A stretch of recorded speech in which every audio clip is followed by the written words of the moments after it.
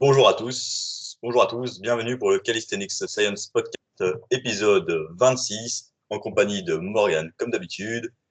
Hop, plus fort que jamais, en pleine prépa, en plein progrès en handstand et en tennis, ça ne rigole plus. En toutes sortes de sports. Donc ce soir, il est tard, je viens de finir le boulot, donc excusez-moi si je mange un petit peu, mais pendant ce temps, Morgan répondra aux questions. Mais la vraie question, c'est Alexandre, c'est là ce que tu me dis, est-ce que ça nous intéresse? Je crois que la Non. réponse, c'est non. Donc, t'as Ah de si, votre avis, s'il te petite plaît, on apporte astuce, des connaissances aux auditeurs. bah, c'est des connaissances de faire son repas juste avant de dormir comme un gros. Bon, et les biceps aussi, ça c'est des grosses connaissances. Je sens mes Bon, chips.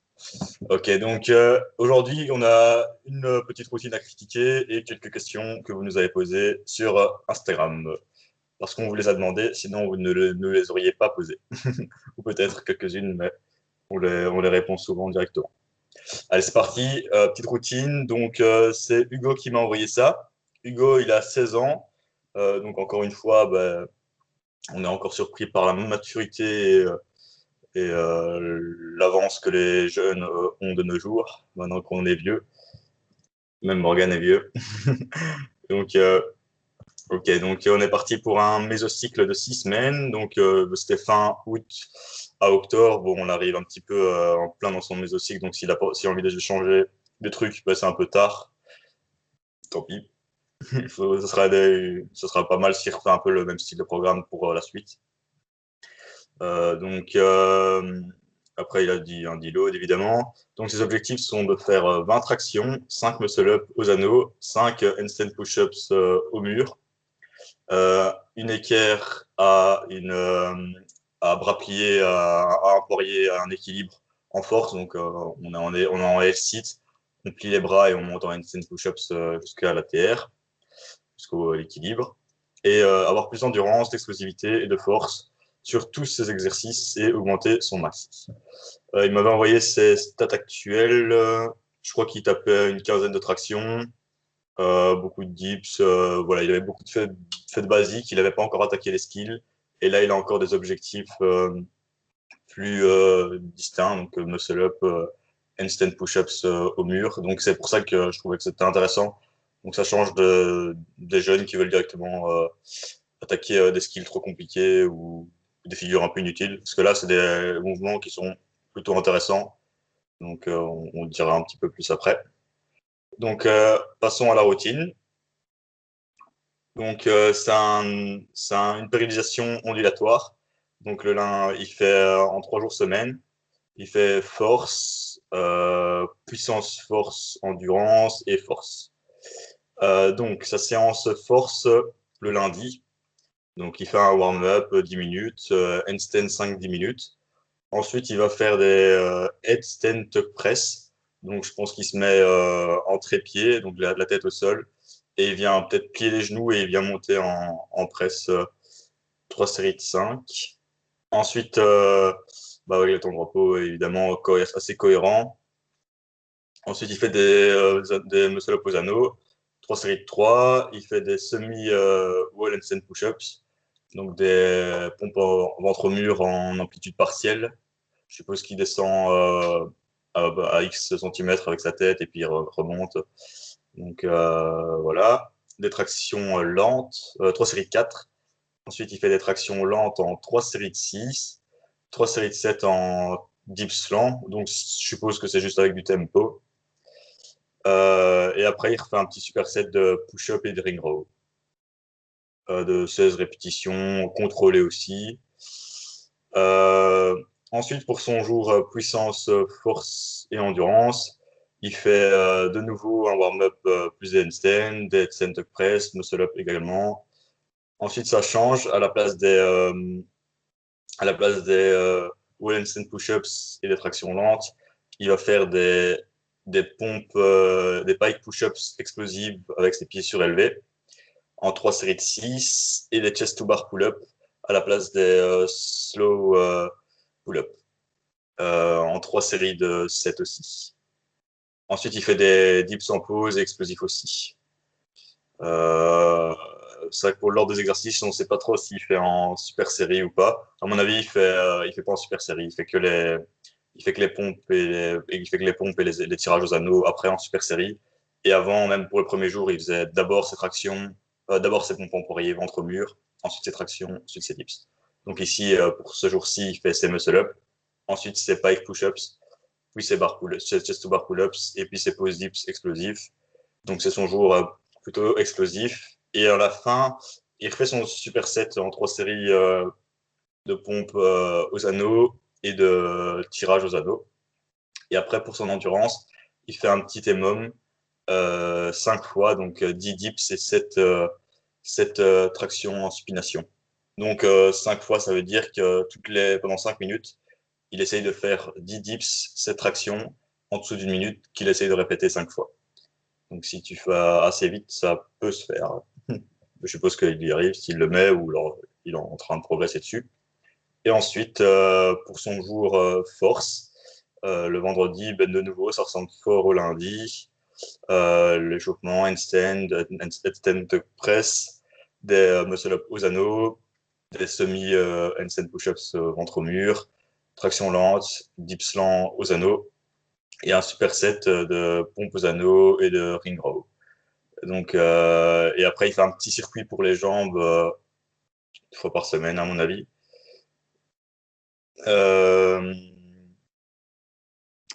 Ah ouais, non, c'est pas des ventres au mur qu'il fait quand il fait ses handstand push-ups. Donc, c'est demi ou handstand push-ups, c'est dos au mur. Et quand il arrivera à faire 5 reps, il les fera ventre au mur. Quand il arrivera à faire 5 reps en amplitude complète, il disait. Donc là, il fait ses 5 reps en amplitude partielle. Quand il arrivera à faire 5 reps en amplitude complète, il compte passer ventre au mur, ce qui est son objectif de toute façon. Et ouais, donc le tempo qui me dit, c'est 3 secondes de montée, 3 secondes de descente. Donc sur la montée aussi. Et voilà. Donc je lui ai dit que j'allais pas lui critiquer ça tout de suite parce qu'il me l'avait pas vraiment posé pour le podcast à la base. Je lui ai demandé si ça lui dérangeait pas qu'on la critique sur le podcast comme ça pouvait profiter à un maximum de monde. Et bah, c'est ce qu'on va faire de suite. Donc Morgan va nous commenter ça comme il sait le faire. Au niveau du volume, c'est quoi? C'est à peu près 3 séries par exercice à chaque fois? Ouais, c'est chaque fois quasiment 3 séries.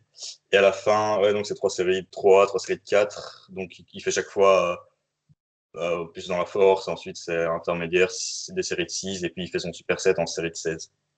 Donc là, c'est des séries de 16, 20 pompes aux anneaux, 20 tirages aux anneaux. Et il fait ça 3 fois aussi. Donc c'est toujours des 3 fois, ouais. Ok, bon, déjà, bon, j'ai pas la routine sous les yeux là, tout comme les auditeurs, je la prends comme ça à l'oral. Euh, Ça semble manquer de notion de surcharge progressive. Donc, s'il marque uniquement 3 séries de 20 ou 3 séries de 12 ou 3 séries de 15, il n'a pas marqué peut-être une fourchette de répétition, ou est-ce qu'il marquerait je commence à 3 x 12 en traction et je vais peu à peu vers du 3 x 15 en ajoutant une répétition, j'arrive pas à parler, putain, une répétition par-ci par-là. Après, oui, il a un petit peu sous-entendu une notion de surcharge progressive sur les handstand push-up. Donc là, sa notion de surcharge, elle s'illustre via une augmentation de l'amplitude au fil du temps. Mais par exemple, quand il annonce un 3x3 en muscle-up aux anneaux, je vois pas tout à fait où est la surcharge progressive parce que il insinue pas qu'il augmente le nombre de reps ou alors qu'il se laisse peu à peu ou quoi. Mais bref, de toute façon, avec le temps, il va améliorer un petit peu sa technique, mais sur le long terme, il faut quand même surcharger, idéalement chaque semaine, rajouter un petit peu d'intensité, donc prendre une variante soit légèrement plus difficile, soit se lester un petit peu sur des exercices où il est facile de se lester, comme les tractions, les dips, même un peu les pompes et le rowing, ou alors au poids de corps, bien sûr. La surcharge le plus simple, c'est de rajouter du volume, donc que ce soit via un ajout d'une répétition par-ci par-là, ou alors via même l'ajout d'une série s'il faut récupérer correctement. Donc premier point, ça manque de notion de surcharge progressive. On espère que cet auditeur progresse bel et bien de semaine en semaine via la modification de certaines variables. Donc ça, c'est la première chose. Ensuite, la deuxième chose, c'est qu'il a une bonne sélection d'exercices. On retrouve uniquement des exercices polyarticulaires, donc qui sont les exercices les plus pertinents. Bon, il aurait pu rajouter des exercices d'isolation, certes, Mais on retrouve des tractions, des dips, des pike push-up, des pompes, du rowing. Donc en fait, tous les exercices de base en entraînement en poids de corps. Donc il est assuré d'avoir un développement physique harmonieux et théoriquement de ne pas avoir de déficit de force majeur sur un schéma de mouvement ou quoi. Donc un schéma de mouvement, en anglais, on pourrait appeler ça un pattern de mouvement, c'est-à-dire par exemple la poussée horizontale, ça serait les pompes. Par exemple, le tirage vertical, ce serait les tractions, tout ça. Ces grandes catégories de mouvements. Donc, première chose, j'ai dit que ça manque de notion de surcharge. Deuxième chose, j'ai dit que sa sélection d'exercices est assez correcte. Ensuite, l'ordre de ces exercices, ça reflète assez bien ses objectifs. Donc, d'abord mettre au début de séance les exercices sur lesquels il veut vraiment progresser. Ça, c'est plutôt pas mal. Ensuite, en termes de volume, si on suppose qu'à chaque fois, il y a 3 séries par exercice, ça me semble honnête, parce que s'il a 3 séries de tirage vertical et tirage horizontal par séance, par exemple, ça lui fait 6 séries pour le grand dorsal par séance. Il y a 3 séances, ça monte à 18. C'est un petit peu élevé, mais c'est une intensité relative. Ne pas pousser très loin, c'est OK. L'intensité relative, on rappelle que c'est la difficulté d'une série, au sens êtes-vous proche de l'échec ou pas. Alors, qu'est-ce que j'ai d'autre à dire? Oui, beaucoup d'exercices polyarticulaires. Je pense qu'il bénéficierait d'ajouter quelques exercices d'isolation, particulièrement du curl. Le curl, c'est très important quand on fait du poids de corps, euh, parce qu'en fait, on n'a jamais des trop gros biceps pour nos perfs en traction, et on n'a jamais des coudes assez solides pour nos perfs sur du back lever, de la planche, de la croix de fer, tous ces mouvements qui stressent beaucoup les biceps. Donc, dans son programme, je rajouterais peut-être du curl biceps 1 à 2 fois par semaine, que ce soit avec des haltères, que ce soit avec des anneaux, donc soit du biceps curl avec les coudes devant soi, soit du pelican curl, où on allait en extension, donc le coude derrière. Excusez-moi, j'ai fait tomber ma cuillère qui me servait tout à l'heure à manger mes cookies beurre et cacahuètes, car j'ai une diète à 5000 calories par jour. Un instant, je vais la ramasser.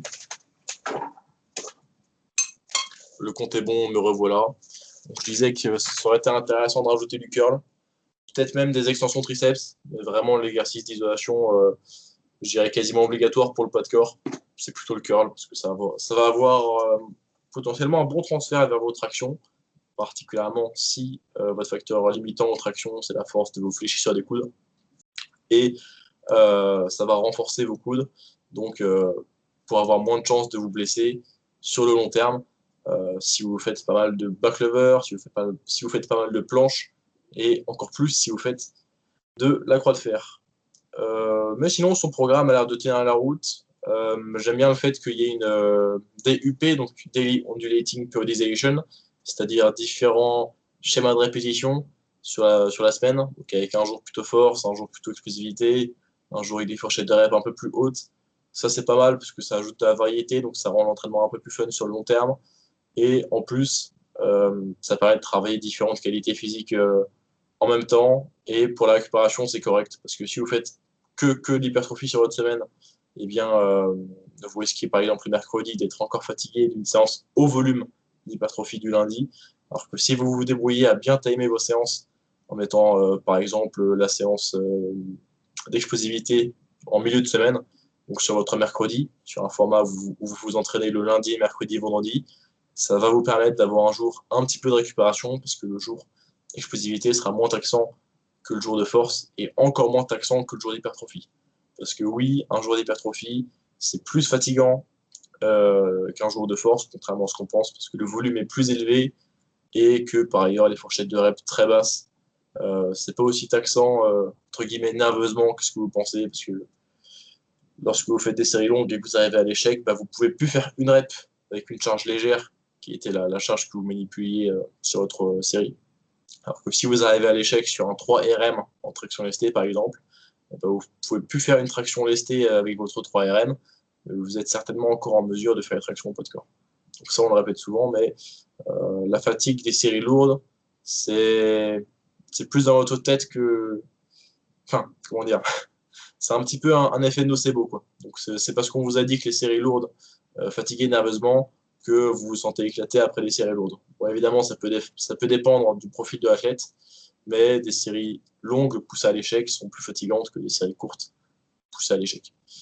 Bon, voilà, je l'ai totalement dévié, mais c'était pour dire que j'appréciais la DUP, donc le fait d'utiliser différentes fourchettes de reps dans une même semaine. Et une dernière chose, je vais conclure sur ça, sur sa routine. Euh, bon, quelque chose qui est bien, c'est que ça reste simple, mais quelque chose qui peut me poser problème sur le long terme, c'est qu'il y a assez peu de variété. Les 3 jours se ressemblent au niveau de la sélection des exercices. Et peut-être qu'il va s'ennuyer sur le long terme, parce que même si les fourchettes de reps variantes, ça peut aider un petit peu à rendre l'entraînement plus fun. Au bout d'un moment, il y a plus de chances qu'il se lasse, parce qu'il fait 3 fois par semaine quasiment les mêmes exercices. Peut-être qu'en traction, il pourrait rajouter un jour avec, enfin, pas rajouter un jour, pardon, remplacer un jour avec des chin-up au lieu de faire des pull-up, donc remplacer un jour traction en pronation par un jour traction en supination. Ça pourrait être un petit peu plus fun et même réduire le risque de blessure d'usure parce que c'est quelque chose que l'on encourt lorsque l'on reste très longtemps sur une seule variante d'exercice et surtout quand le volume d'entraînement est haut. Ah oui, et un dernier détail, lorsqu'il nous marque qu'il a des tractions lentes ou ralenties, je ne sais plus, pareil pour les dips, j'espère qu'il ralentit plutôt sa phase excentrique que sa Il, phase ra- concentrique. il ralentit les deux, je pense. Il a mis 3 secondes de montée, 3 secondes de descente. Ok. Il faudrait, selon moi, ralentir uniquement la phase excentrique. Parce que ralentir la phase concentrique, c'est un peu se tirer dans le pied parce que ça va vous faire développer moins de force, en fait. Les phases concentriques aussi explosives que possible, ça développe plus de force que les phases concentriques parce que vous n'avez pas l'intention explosif autant que possible. Donc d'autant plus si vous ralentissez volontairement votre phase concentrique, vous risquez de gagner moins de force. Ensuite, pour l'hypertrophie, apparemment, de ce qu'on sait, ça ne changerait pas grand-chose de ralentir la phase concentrique. Mais s'il n'est pas blessé, s'il n'a pas des articulations qui sont à risque, je ne vois pas pourquoi il ralentirait la phase concentrique. Donc, je te recommande de conserver ces phases concentriques les plus explosives possibles, toujours avec une bonne technique. Donc, je résume. Je trouve qu'il manque de variété d'exercices et je pense qu'il pourrait rajouter du curl. J'aime bien le schéma de DUP avec donc différentes fourchettes de reps sur la même semaine. Ensuite, je pense que grosso modo, ces exercices vont dans le sens de ces objectifs. Je pense également que ça manque de notion de surcharge progressive, même si je pense qu'en application, il progresse quand même de semaine en semaine. Et qu'est-ce que j'avais d'autre à dire? Et voilà, petit retour sur le tempo. Gardez vos phases concentriques aussi explosives que possible si vous n'avez pas de raison particulière de ralentir vos concentriques. Voilà. Bah, moi, j'avais des petites remarques. Bah, c'est vrai que ce papier, c'était beau d'appliquer la DUP, mais en le notant, en fait, il ne l'applique pas vraiment. Parce qu'en fait, il fait quand même de la force ces 3 jours sur ces 3 jours. Et même donc son jour d'explosivité qui est censé être un peu de la récup, il va quand même se fatiguer pas mal parce qu'il fait quand même son exercice de force avant, qui est semblable aux autres jours. Il fait toujours ses handstands, ses pompes en trépied à poirier et ses muscle-up aussi. Et après, il fait quand même des 3 séries de 6 et 7 reps en pause rep ou en chest to bar, donc c'est assez fatigant quand même. En général, quand on va faire des jours d'explosivité, il faut essayer de réduire vraiment d'augmenter la distance de l'échec, donc d'être assez loin de l'échec, quitte à faire beaucoup moins de répétitions. Donc, par exemple, en chest to bar, essayer d'en faire peut-être que 3, 4, enfin, sauf si tu es vraiment à 10 facilement, voire 11. Mais tu vas quand même diminuer la qualité et pour travailler la puissance, en général, on se situe plutôt en dessous de 5-6 reps, quoi. Et ouais, moi je trouve que ça aurait été l'occasion de varier un peu tes exercices, par exemple la muscle up aux anneaux, peut-être faire peut-être 4-5 séries de 1 plutôt que 3 séries de 3 à chaque fois. Après, vu que tu es encore débutant et que tu vas répéter ça 3 fois semaine, tu peux quand même te permettre de faire 3 fois les mêmes exercices pour maximiser ta vitesse d'adaptation. Même chose pour les pompes en handstand. Dans tous tes jours, tu fais chaque fois 3 séries de 5 en partiel. Bah, peut-être que tu bénéficierais de faire du complet aussi. Franchement, parfois c'est intéressant de faire du complet. Par exemple, de haut mur, et là tu descends jusqu'en bas en excentrique. Donc là, tu pourrais vraiment mettre 5-6 secondes de descente et tu recommences ça plusieurs fois. Peut-être 3 séries, trois descentes de 5-6 secondes. Ça te permettrait d'avoir un jour plus intense et avec le mouvement complet. Ça, tu pourrais le mettre dans le jour force et dans ton jour plutôt hypertrophie, rester en série de 5. Euh, Après, je vois pas trop non plus l'intérêt de travailler, parce que tu dis que tu veux t'améliorer en explosivité, en force et tout sur tous tes mouvements. Travailler ta puissance, ton explosivité, il n'y a pas tellement d'intérêt. En calisthenics, en tout cas, à part pour le muscle-up, faut- à ton stade, tu as juste à te contenter d'être fort. Et l'endurance, même chose, parce que là, tu vas faire de l'endurance sur tes rows et tes push-ups. C'est pas ça qui va te rendre plus endurant vraiment sur tes tractions et tes dips. Peut-être un petit peu, mais c'est pas très spécifique et tu as plus intérêt à ton stade. Comme je t'ai dit, je crois que je t'avais répondu dans un message avant. Je me rappelle, j'ai pas regardé, je l'ai pas regardé avant le podcast, ça faisait longtemps que je t'avais répondu. Mais c'est vraiment passer du temps à augmenter ta masse musculaire. Vraiment, t'as 3-4 mois d'entraînement, mais vraiment passe ton temps à ton jour force, ton premier jour en force, essaie d'augmenter un peu les reps et fais le plus en hypertrophie. Même si là, tu dis force, mais t'es quand même dans des fourchettes plus hypertrophiantes quand même. Donc c'est quand même bien. Et puis, bah, comme Morgan a dit, en général, tu vas quand même bien augmenter, bien atteindre tes objectifs. Et c'est vrai que la notion de surcharge progressive, dans les routines qu'on nous envoie en général, c'est dur c'est dur à la mettre, à la montrer sur papier. C'est vrai qu'en mettant une amplitude, une fourchette de répétition, quand tu commences ton cycle, tu as 5 reps, tu sais que tu as envie d'aller vers 8 reps. Ça, c'est intéressant de planifier à l'avance. Donc, tu dis en semaine 1, ben, je vais mettre 20 kilos. Mon objectif, c'est peut-être d'augmenter de 2,5 kg par semaine ou d'augmenter d'une rep. Et comme ça, tu sais où tu vas et t'as un peu ce guide. Après, essaye de respecter aussi ta marge de progression et tu vois si c'est faisable sur papier ou non. Donc, en général, commence ton cycle assez cool et tu corses tout ça après. Après, vu que tu es débutant et de nouveau, bah, tu vas peut-être progresser comme un bœuf chaque semaine. Bah, là, ce que tu m'avais envoyé par message, c'est clair que c'était une grosse progression. Je crois qu'au début, il savait même pas faire 4-5 tractions et il arrive à 15 tractions, 25 dips aux anneaux. C'est quand même plutôt solide. Donc, bah voilà, j'espère que, que cette routine, ces critiques t'apporteront quelques tips. On a peut-être oublié des trucs, hein, mais ah ouais, peut-être l'objectif d'avoir le muscle up aux anneaux, c'est peut-être pas, comme je l'ai dit dans ma vidéo, c'est pas un truc hyper in- tellement intéressant. C'est chouette, hein, c'est un mouvement cool à faire. T'as peut-être plus intérêt à travailler ton muscle up à la barre. Il y a un peu plus de et ça demande un peu plus d'engagement un peu plus de transfert sur d'autres figures plutôt qu'aux anneaux. Tu vas juste être bon au muscle up aux anneaux en fait. Si tu progresses à fond en muscle up aux anneaux, tu seras peut-être pas très fort en front lever, en planche et tout. Enfin, au début sûrement. Mais si tu progresses en muscle up à la barre, là il y a peut-être plus de transfert que sur ton front que l'inverse.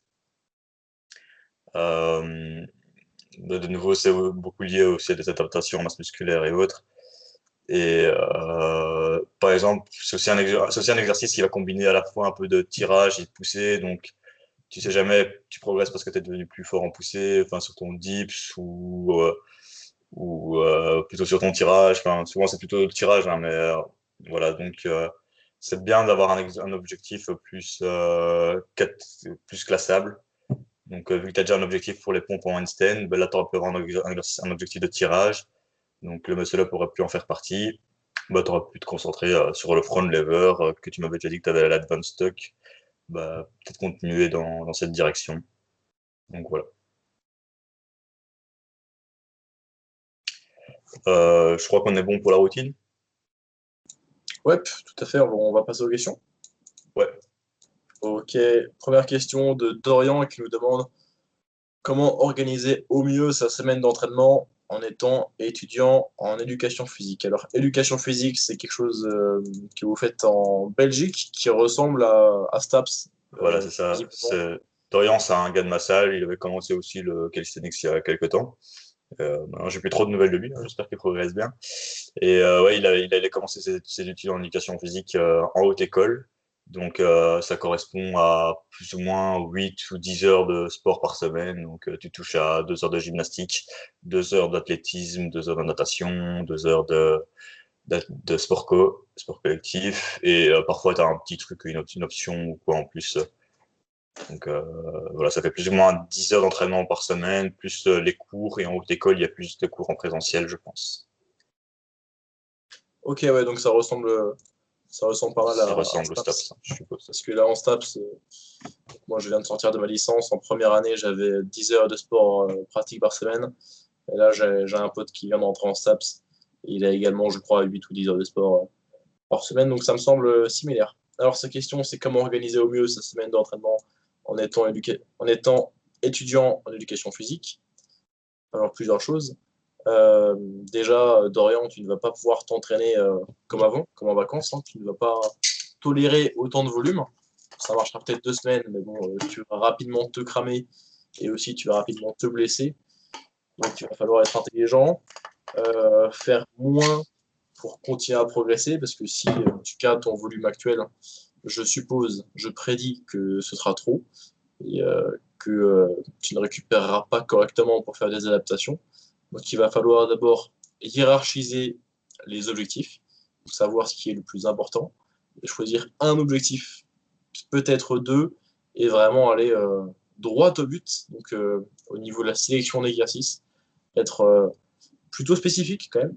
Et au niveau des exercices entre guillemets accessoires, bah, en fait ne pas faire d'exercices accessoires, juste faire les basics. Donc j'en ai parlé un petit peu plus tôt. Donc traction, pompe, une poussée verticale, type pike push-up ou développé militaire, et un tirage horizontal, donc type traction australienne, du rowing à la barre, aux haltères, peu importe. Donc choisir un objectif, grand max 2 au niveau objectif de force ou de figure, ou alors hypertrophie d'un certain groupe musculaire. Et ensuite, en exercice entre guillemets d'assistance, bah, pas spécialement d'assistance, mais juste des exercices de base. Au niveau du volume, quelque chose qui tourne autour des peut-être 10 à 15 séries par groupe musculaire, parce que bon, pour l'hypertrophie, on recommande souvent au moins 10 pour des débutants, entre 10 et 20 pour les intermédiaires. Là, je doute que Dorian, tu récupères de 20 séries par groupe musculaire. Donc certainement plutôt rester dans la fourchette du 10-15 en sécurité, même commencer plutôt vers le 10, au fur et à mesure des semaines, étudier comment ça fonctionne, voir comment ça se passe et possiblement rajouter des séries une fois que tu seras OK. Donc voilà pour le choix des objectifs, voilà pour le volume. La fréquence, ensuite, bon, c'est pas le plus important, puisque la fréquence, en fait, ça varie, parce que si on a une haute fréquence, ben, on aura beaucoup de séances, et on aura des petites séances, donc il sera facile de récupérer de chaque séance. Par contre, si tu as une basse fréquence, que tu t'entraînes peut-être 2 fois par semaine, ben oui, tu auras des plus grosses séances, mais en contrepartie, tu auras plus de temps pour en récupérer, quoi. Donc la fréquence, c'est pas le plus important. Et c'est plutôt le volume en fait. Donc, le volume, je te recommande 10 à 15 séries. La fréquence selon tes disponibilités. Et au niveau du timing, idéalement, ce serait mieux d'espacer le plus possible dans ta journée les 2 séances d'entraînement. Donc idéalement, ce serait bien d'avoir le sport en cours à l'université le matin. Bon, c'est pas toi qui choisis, mais si c'est le matin, peut-être de 8h à 10h, et que tu t'entraînes le soir à 17h, ça peut être pas mal. Et au contraire, si tu finis ta journée avec du sport à la fac, type 15-17 heures, tu n'as pas cours le matin, ça peut être bénéfique de plutôt faire sa séance le matin pour limiter la fatigue de l'un vers l'autre, donc pour maximiser les adaptations. Il faut aussi veiller à avoir un apport assez haut en protéines, parce que même si pour les adaptations d'endurance, on n'a pas besoin d'autant de protéines que pour les adaptations de force et d'hypertrophie, là, il va certainement y avoir les deux, beaucoup d'activités différentes. Et qui plus est, si tu ne parviens pas à manger suffisamment de calories par jour, il va vraiment falloir être sérieux sur la consommation de protéines. Ah, il avait du Donc, mal à bouffer à l'époque. quoi? Il avait du mal à grossir déjà Ah à merde. l'époque. Alors pour manger suffisamment de calories, je recommande les cookies au beurre de cacahuète que je me suis fait ce soir, qui me permettent d'atteindre ma diète à 4000-5000 calories par jour. Mais en vrai, sans troll, euh, pour consommer suffisamment de calories, je vous recommande, chers auditeurs, de consommer plus de lipides, donc de gras, parce que le gras est plus dense en calories. Donc il y a besoin de moins manger pour avoir plus de calories. Et également, je vous recommande les calories liquides. Donc pas forcément des sodas, mais par exemple des jus de fruits.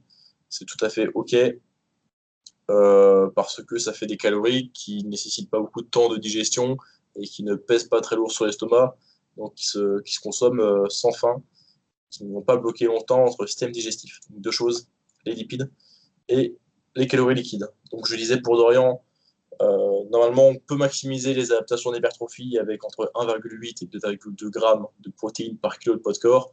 Ouais, je recommande d'être à au moins 2 grammes de protéines par kilo de poids de corps, si c'est même plus. Il risque pas grand-chose à overshoot. Et au contraire, si par mégarde il rate un repas et qu'il est en dessous, et bah, ça peut quand même impacter significativement sa récupération. Donc je répète, niveau du volume, 10 à 15 séries par groupe musculaire, je pense que c'est un bon point de départ. Hiérarchiser les objectifs et maintenir uniquement un ou deux objectifs. Et niveau du timing, à l'échelle de la journée, chercher à espacer au maximum le sport de la fac avec son propre entraînement personnel de calisthenics. Voilà pour ma réponse. Ouais, moi, j'apporterais quelques nuances parce que parfois on surestime un peu allez, la demande que les cours de l'éducation physique demandent. Par exemple, en gymnastique, si tu viens du calisthenics, en général, tu auras parfois des facilités, tes mouvements seront pas très compliqués, parce que parfois les exigences des cours sont assez simples.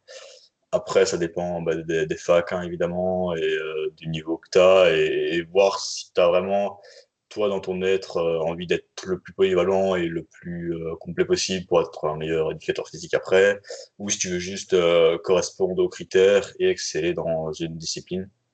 Donc c'est un peu à toi de voir par rapport aussi à tes capacités. Par exemple, si tu as toujours bien couru, tu n'auras pas besoin de t'entraîner en plus des cours. Parce que souvent, ouais, ce qui est dur, c'est quand on doit s'entraîner en plus des 8 heures de sport, 10 heures de sport. Parce que parfois même, enfin, si on doit s'entraîner en dehors, ben là, ça va être compliqué. Donc là, il faudra vraiment bien suivre les recommandations, comme Morgane vient de dire. Mais maintenant, si tu vois qu'en athlétisme, t'as déjà facile, tu dois pas vraiment faire des efforts, tu fais parfois un sprint, puis quand c'est de l'endurance, ça te fait un peu ta petite récup, une petite sortie longue ou quoi. En natation, si t'as un bon nageur, que t'as une bonne souplesse, ça va pas trop te fatiguer. Si t'es un mauvais nageur là et que tu vas devoir t'entraîner à côté, ce qui était mon cas à l'époque, c'était plus compliqué. Donc là, ça induisait pas mal de fatigue, surtout que l'endurance pour le haut du corps va plus fatiguer tes perfs en haut du corps, et l'endurance pour le bas du corps, si tu cours à pied, ça va plus impacter tes perfs en squat par exemple. Donc si tu nages beaucoup, c'est un peu plus compliqué. Et puis en sport collectif, voilà, ça dépend, c'est pas trop fatigant non plus. Et puis en général, plus les années montent, moins de sport tu as. Après en haute école, je crois que c'est en 3 ans, et donc je crois que tu en as quand même pas mal chaque année, et puis tu as des exigences un peu plus compliquées que nous, je pense. Enfin, ça dépend un peu. Après, personnellement, moi j'ai toujours aimé les grosses charges d'entraînement, même avec beaucoup de sport en plus. C'était peut-être pas optimal, mais j'arrivais quand même à assumer tout ça, et je crois que c'est aussi quelque chose qui se construit avec le temps. Et puis tu vas remarquer aussi, parfois quand tu auras tes blocus et tout, et que tu auras plus de sport à faire en plus, c'est là que tu vas pouvoir matraquer vraiment. Et c'est souvent là que tu vois qu'il y a beaucoup plus de résultats. Donc, je me rappelle vraiment les périodes où on avait un peu moins de sport et tout. Enfin, on était en blocus, en période où on devait faire que étudier, qu'on n'avait plus de sport. Là, je m'entraînais comme un taré, c'est là qu'il y avait plus de résultats. Et sinon, ouais, essaye de réduire un petit peu le volume que ce que tu faisais peut-être pendant ces vacances. Et donc, voilà. Euh, voilà. Prochaine question. Il y a Pegarbit qui nous demande si c'est intéressant d'augmenter d'une répétition en pompe ou en traction sur un exercice chaque semaine. Et la réponse est évidemment que c'est intéressant d'augmenter, c'est la surcharge progressive. Donc c'est ce qui va te rendre plus musclé, plus fort et plus performant sur le long terme en tout cas. Et après, peut-être que si ton objectif c'est de gagner en force et que tu augmentes une répétition, c'est peut-être pas la meilleure idée. Et puis, sur le long terme, ça sera pas faisable parce que si tu augmentes d'une rep chaque semaine en pompe, en une année, tu auras augmenté de 50, 4 pompes, 50 pompes, 50 reps sur tes pompes, ça serait bien. Mais ça marche pas comme ça, malheureusement. Il y a toujours un moment où ça va bloquer. Et donc, parfois, le meilleur, ça sera. Et en plus de ça, tu vas arriver dans des fourchettes où tu seras plutôt en endurance. Donc, ça serait peut-être intéressant de rajouter du poids, par exemple, au lieu d'augmenter d'une rep. Donc, augmenter d'une rep ou d'une charge chaque semaine, c'est vraiment ce qu'on cherche à gagner, évidemment. Augmenter d'une seconde, si on parle de skill. Ouais, donc, voilà, Ok, next. Rien à rajouter, c'est tout. Ouais. Sur le long terme, faut progresser sur le volume, sur l'intensité, etc. Comme l'a dit Alexandre, pour les gains de force, c'est peut-être préférable d'augmenter plutôt l'intensité. Sur le court terme, il n'y aura pas une grosse différence. Tu peux faire des cycles d'entraînement où est-ce que tu fais toujours tes dips lestés à la même charge et tu passes uniquement sur plusieurs semaines de des séries de 5 à peut-être des séries de 8 en fin de cycle. Et ensuite, le cycle suivant, tu reviens à 5 répétitions, mais tu fais un saut en intensité, par exemple. Donc, il y a plusieurs méthodes de faire, il y a plusieurs méthodes, pardon, il y a plusieurs façons de faire. Peu importe, tant que sur le long terme, tu progresses un petit peu sur tout, mais quand même principalement sur l'intensité, si ton but c'est de faire des gains de force. Ouais. Et même pour l'hypertrophie, hein, tu peux passer toute ta carrière à progresser uniquement sur l'intensité. C'est tout à fait OK. Bon, il y a des débats sur quelle est la meilleure surcharge pour l'hypertrophie ou pour la force. Bon, pour la force, c'est quasi sûr que c'est plus avantageux de surcharger l'intensité, mais sur le volume, il y a des arguments pour les deux camps. Donc pour la surcharge via l'ajout d'intensité chaque semaine, ou pour la surcharge via l'ajout de répétitions ou de séries chaque semaine. Voilà. Ouais. Mais parfois, parfois tu vas aussi devoir diminuer une rep, par exemple. Quand tu vas augmenter un peu ta charge, bah, parfois, ce serait intéressant de diminuer le nombre de répétitions et le volume progressivement dans ton cycle, si tu as vraiment des gros objectifs de force. Par exemple, si tu fais vraiment un cycle de force. Voilà, c'est plus compliqué. On passera ça à la suite. Bon, troisième question. La troisième question nous vient de Richard Bosso qui nous demande sur un super split. Alors bon, dans sa question, je pense qu'il veut dire un split. Il nous demande euh, je voulais savoir si vous préconisez le travail des épaules le jour de la poitrine ou le jour du dos. Que je suppose le jour des pectoraux. Lorsqu'il entend le jour de la poitrine, ça fait un petit peu Alors, traduit littéralement de c'est peut-être. chest en anglais. Donc sa question c'est sur un split, vaut-il mieux placer le travail des épaules sur un jour où on travaille les pectoraux ou sur un jour où on travaille le dos? Bah, bonne question. Ça dépend. Tu peux faire. Il n'y a pas vraiment de meilleure façon de faire. Si ton split c'est un push-pull legs, bah, tu vas devoir le mettre dans le push, dans le jour des pecs par exemple. Après, si tu es plutôt sur un full body, on va dire, et que tu travailles bah, le dos, enfin, tu pourras faire une séance où tu vas travailler à la fois les pectoraux et le dos quand même, ou les biceps. Et quand tu as travaillé ton dos, bah, là, tu vas mettre tes épaules, quoi. Après, on voit souvent, ouais, à mon avis, tu parles peut-être du bro split, où ils font un jour les pectoraux, un jour le dos, un jour les biceps, triceps, et puis tu as peut-être envie de rajouter épaules. Et si tu fais ça que 3 fois semaine et que tu as envie de rajouter les épaules quelque part, bah change le split déjà. C'est pas un meilleur fit. Après, si tu fais ça 6 fois semaine et que tu as envie de rajouter les épaules dans un endroit, bah, c'est pas mal de les rajouter dans le dos parce que ça va permettre d'avoir une meilleure fraîcheur sur tes exercices d'épaule. Surtout que sur les exercices d'épaule, en général, c'est ce qui nous importe le plus en calisthenics. Donc souvent, on met même la priorité sur des épaules plutôt que sur les pectoraux. Donc, dans une bonne séance push, la plupart des gens bah, bénéficieront de faire du développé vertical avant de faire de l'horizontal. Donc, soit des pompes handstand, des planches, même si c'est horizontal, des développés militaires. Et ensuite seulement à faire des pompes, du développé couché, des exercices qui ciblent plus les pectoraux. Et donc, si tu mets les deux le même jour, bah, ouais, tu vas fatiguer un petit peu tes pectoraux. Donc, tu pourrais, par exemple, mettre les épaules avec ton tirage. Donc, rajouter des tractions après. Et puis, le lendemain seulement, là, tu pourras faire des séries de poussées horizontales qui visent un petit peu plus la poitrine, les pectoraux. Et là, peut-être que tu devrais rajouter un autre des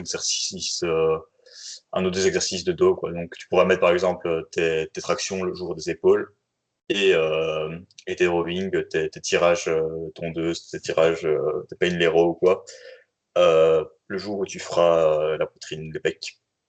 Et donc voilà.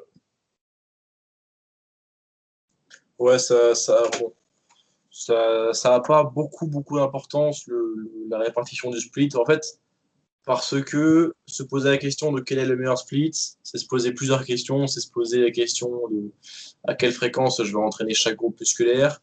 C'est aussi se poser la question de quel volume d'entraînement je vais attribuer à chaque groupe musculaire par séance. Ça, c'est la deuxième question. Et la troisième question, c'est quel va être l'ordre de mes exercices par séance. Donc, parmi les défauts du bro split, on a par exemple que, ça a une faible fréquence. Donc, souvent, on travaille uniquement une fois par semaine chaque groupe musculaire, parfois une et demie, on va dire, parce qu'il y a un petit peu de travail indirect. Ensuite, un autre défaut, c'est sur le deuxième point, c'est qu'il y a beaucoup de volume d'entraînement sur un même groupe musculaire sur une séance. On sait qu'à partir de 10, 12 séries par groupe musculaire par séance, on n'a pas de gain supplémentaire à aller au-dessus si ces séries-là sont déjà poussées suffisamment proches de l'échec. Parce que si vous allez au-dessus de ces 10-12 séries, vous allez causer beaucoup trop de dommages musculaires et ces dommages musculaires, il va falloir les rembourser avec de la synthèse protéique avant de par-dessus pouvoir construire du nouveau muscle en fait. Et troisième défaut, c'est que eh bien, sur un niveau ordre des exercices, vous allez pouvoir prioriser qu'un seul groupe musculaire, parce que si vous faites les pecs, vous priorisez les pecs, et ensuite vous allez avoir des bonnes performances sur un ou deux mouvements, et ensuite avec la fatigue, vous allez bien moins performer, alors que si vous faites un full body par exemple, vous pouvez bien performer au squat, et ensuite la fatigue de vos quadriceps ne va pas vous handicaper sur votre perf aux tractions ensuite. Et ensuite, la fatigue de votre dos créée par les tractions ne va pas vous handicaper sur votre performance en handstand push-up, par exemple. Enfin, très peu. Du coup, en fait, avec un format où est-ce qu'on fait plusieurs groupes musculaires par séance, on a l'avantage de pouvoir faire pas mal de séries sur pas mal d'exercices différents. Et on a quand même des séries de qualité, parce que lorsque vous arrivez en troisième exercice, dans mon exemple sur vos handstand push-up, et ben vous avez encore les épaules assez fraîches, parce qu'il n'y a rien qu'à déglinguer vos épaules au préalable. Si vous faites un bro split et que vous avez un jour pectoraux avec des dips en troisième exercice, eh bien, vous n'allez pas performer idéalement en dips, puisque vous êtes déjà fatigué de 2 exercices de pectoraux. Bon, ça, c'était pour la giga parenthèse sur pourquoi le split est sous-optimal pour l'hypertrophie et les gains de force. Et là, dans sa question, est-ce que l'on préconise le travail des épaules sur le jour des pecs ou le jour du dos? Peu importe, mais si c'est pour le calisthenics, oui, que comme a dit Alexandre, certainement déjà le mettre en début de séance. Et c'est certainement sur le jour du dos que ça impactera moins le reste de la séance. Donc, surtout si on travaille le deltoïde antérieur, qui est à l'avant de l'épaule, on peut très bien faire du DOP militaire, même des élévations frontales ou différentes variantes d'élévation frontale comme les Anetti Press, je crois. Et ça n'aura pas d'impact significatif sur ta performance, sur tes exercices de dos, si c'est des choses comme des tractions, du rowing, même du face pull, ça n'aura pas un gros impact d'avoir travaillé le deltoïde antérieur avant. Donc plutôt mettre le travail des épaules sur le jour du dos. Hop, voilà. Voilà, voilà. Next question. Donc, il y a Paul qui nous demande si c'est intéressant d'apprendre un handstand de type banana, et après de le perfectionner ou de directement apprendre un handstand de perfect form. Alors déjà, il n'a pas marqué handstand perfect form, il a marqué handstand correct. Donc tu extrapoles, tu hyperboles. Et ça, c'est pas beau jeu. Ah oui, j'avais pas vu. En fait, j'avais directement. J'avais pas vu la fin de la question. Sinon, Je j'aurais. tiens à souligner que les comportements d'Alexandre Anthropovski ne représentent pas le mode de pensée du Calisthenics Science Podcast. Il n'a rien à voir avec tout ça. Pardonnez ses erreurs. Le Calisthenics Science Podcast est grand, fiable et exemplaire. Alors, est-il intéressant d'apprendre un handstand banane et ensuite de le perfectionner, ou faut-il apprendre un handstand très propre dès le début? Eh bien, c'est tentant de lancer des handstands en permanence et d'avoir un handstand qui tient une fois sur 5 à 10 secondes. C'est rigolo, mais ça vous mènera pas nulle part, mais ça vous mènera bien moins loin. Bien moins loin. Ça se dit pas ça. Vraiment moins loin. Moins loin et non pas mal loin, les habitants de Saint-Malo. Ça vous mènera moins loin que si vous faites l'effort dès le début d'apprendre à handstand avec un bel alignement. Et ça se fait comment? Ça se fait en passant beaucoup de temps en mur, donc à faire aussi bien du handstand dos au mur que poitrine au mur, de façon à travailler votre endurance sans trop se soucier de la composante d'équilibre au début, de façon à en fait vous construire des trapèzes et des épaules en béton qui vont vous permettre de tolérer un haut volume d'entraînement et quelques mois plus tard de pouvoir tolérer des séances handstand beaucoup plus longues et surtout des séances handstand plus qualitatives parce que vous aurez le conditionnement nécessaire pour faire des holds, des tenues plus longues. Et ça va vous mener plus loin parce que vous aurez plus de temps en position de handstand, vous allez faire plus d'adaptation dans le sens où vous allez pouvoir avoir l'opportunité d'avoir plus de durée dans la position. Comment dire ça? Vous allez pouvoir expérimenter davantage en handstand si vous faites une séance où vous tenez plus longtemps vos handstands en fait. Donc passer des semaines et des mois assez chiants au début à faire beaucoup de murs, c'est rentable sur le long terme parce que ça va vous rendre plus fort. Et une fois que vous serez meilleur en libre, bah, là, vous allez vraiment exploser en termes de performance sur votre handstand en libre. Alors que si vous faites dès le début du handstand en libre sans passer du temps difficile à construire de l'endurance au mur, bah, vous allez garder très longtemps votre handstand qui tient une fois sur 5, qui tient 5 à 10 secondes, parce que vous avez des trapèzes en carton. Passez beaucoup de temps au mur au début, pour deux raisons. D'abord, améliorer votre conditionnement physique, donc que ce soit sur les trapèzes ou les deltoïdes, et également les fléchis sur des doigts, donc, qui sont les muscles qui permettent d'appuyer sur le bout des doigts pour corriger votre équilibre handstand si vous tombez en suréquilibre. Suréquilibre, c'est quand vous tombez devant, quoi, donc côté banane. C'est pas vous revenez en position où vous avez kick-up. Suréquilibre, c'est quand vous tombez sur l'avant en banane.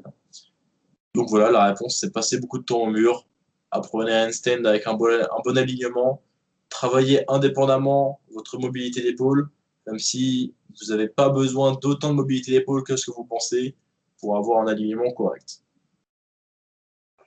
Moi, je disais, bah, en fait, il va surtout perdre du temps quoi, s'il apprend directement le handstand en banane.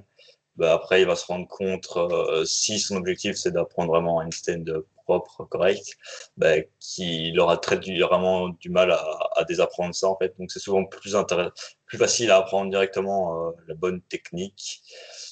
Facile, plus compliqué, mais plus rentable, plus productif plutôt que désapprendre un défaut qu'on apprend facilement. Et voilà.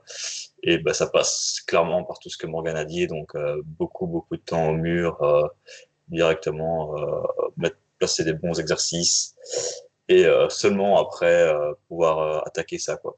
Donc parfois on ne se voit pas avancer pendant très longtemps avant au mur et seulement après on peut commencer à tenter de les lancer. Et au début, bah, je pense qu'ils vont quand même si on a fait tout ce conditionnement, bah, il y aura toujours des petites lacunes, hein, et donc c'est vrai que je disais perfect form, mais quand tu vas te lancer tes premiers handstands, ils seront jamais perfect form. Il y aura toujours, tu seras peut-être quand même un petit peu en banane, mais si ton alignement, si tu as certains critères, certains points clés du mouvement que tu as bien appliqué grâce au mur, bah, ça va être quand même plus correct que si tu avais lancé des bananes directes. Par exemple, bah, si tu lances banane directe, tu auras peut-être tes trapèzes en carton qui vont rester hyper, qui vont faire que tes épaules vont être hyper basses, que tu auras ta cage thoracique t'auras les épaules assez fermées et tu vas directement cambrer dans le dos. Tandis que si tu as passé beaucoup de temps en mur, tu vas directement bien élever tes épaules, directement placer, ça va rentrer un petit peu tes côtes, rentrer la poitrine, peut-être déjà gainer, mais peut-être partir un petit peu avec tes jambes derrière en suréquilibre justement de ce côté-là, mais grâce à ton conditionnement des doigts, tu arriveras peut-être à pousser, ou à l'inverse, tu vas peut-être avoir tes jambes un peu trop en pike, donc fléchies, et tu vas compenser un peu avec tes trapèzes, et donc voilà, tu n'auras peut-être pas un perfect form directement, mais voilà, tu vas passer beaucoup de temps au mur, ensuite tu vas devoir quand même passer à une étape où tu vas devoir peut-être l'avoir pas hyper propre et progressivement, je crois que ça sera quand même indispensable. Et avec le temps, tu vas devoir toujours continuer au mur en parallèle. Je crois que tu le quitteras pas sitôt. Et après ça, bah, il y a que le temps qui paye, quoi. Mais bon, ça va te sauver beaucoup de temps de passer directement à prendre un bon handstand directement. Voilà. On a répondu à toutes les questions, donc on en avait 4. Un petit podcast un peu plus court pour une fois, mais je pense que ça nous arrange bien vu l'heure qu'il est. J'ai bien dégouliné, quoi. Je revenais en vélo, moi j'ai un truc et je transpire encore là. Il fait chaud aussi. C'est terrible. Un Quel podcast sur cycliste la il revient du transpiration. Tour de France? Ouais, 15 minutes là avec des petites côtes. Cardio plus leg day tous les jours. Alexandre prépare le Tour de France, Morgane prépare Roland Garros, ça tourne mal. Le Calisthenics, ce podcast, part en couille. On va vous faire un petit vlog. Ah ouais, ça tourne Je mal. vais chez Morgan en vélo jouer au tennis.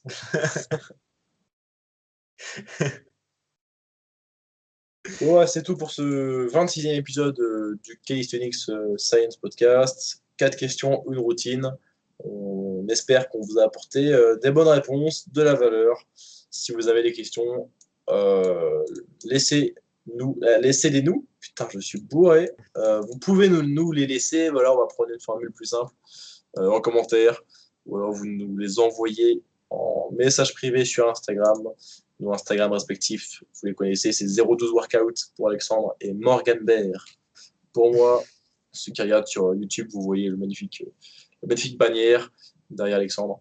Donc, envoyez-nous vos questions ici.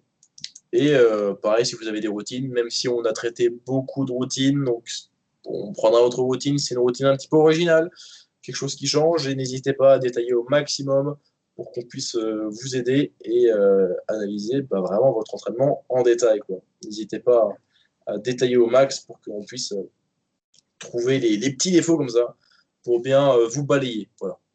On vous On aime bien remercie d'avoir tenu clasher. jusqu'au bout, même si c'était un épisode assez court. Et on vous dit à très bientôt sur le Calisthenics Science Podcast. Ciao. Ah oui, c'est moi qui coupe l'enregistrement. Ciao.